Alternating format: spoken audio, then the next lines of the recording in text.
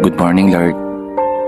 Maraming salamat po sa panibagong araw na iyong pinagkaloob. Naway gabayan niyo po ako sa maghapong ito.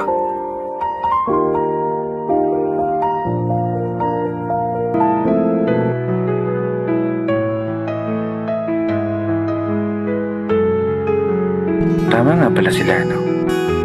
Kapag naranasan mong maliitin ka ng ibang tao, doon ka lalong mas magiging determinadong manalo.